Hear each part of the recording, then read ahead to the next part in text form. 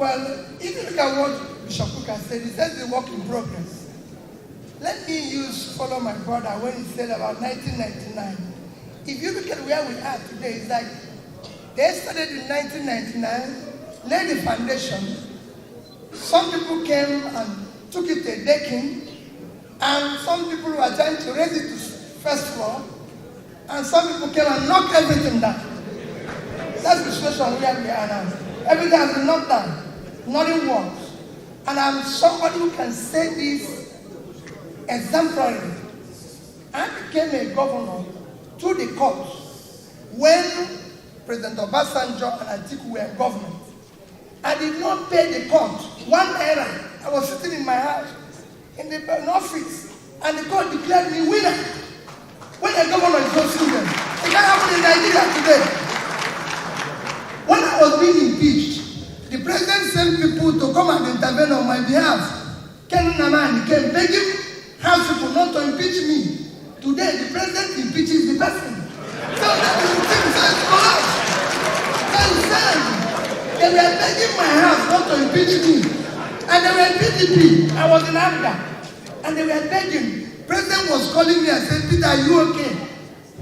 Even when I was impeached, President Obasanjo called me and said, are you okay? Are you safe? When I go back from the court, when court eventually declared me under Anjuba, President Yaradua called my phone in London and said, congrats. I said, President, I can't come back because, if I come back, these people, he said, tell me the flight in which you're coming back. And I told him, when I came in the first time, military people came to receive me at the airport. I couldn't believe it. I took me straight to him. Now the president will ask me not to come back here again. So insane. Let's not talk about it. Let's talk about how you're going to rebuild it. It's collapsing.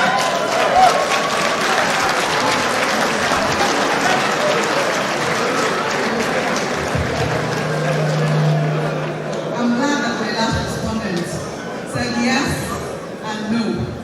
So, well, I would say to China is not democratic. it isn't. And I'm not going to compare ourselves with Singapore. It's a country of less than 5 million people. But I'll compare ourselves with Indonesia. Indonesia is 280 million. And coincidentally, the country with the highest number of Muslims. We should look at their democracy. They have what we call proportional representative. That is what I've always championed and we should do. You cannot have, let me even go back, no country in the past 3 years conducted election had less than 30% of registered voters participate in the election, and they held it. Everyone was go and check from South Africa to Mexico to Indonesia. They were not less than 60%. Nigeria was 23% of registered voters. In that 23%, Nigeria is the only country where you can be declared a winner without receiving 50% plus one of the vote. Our own was 37%.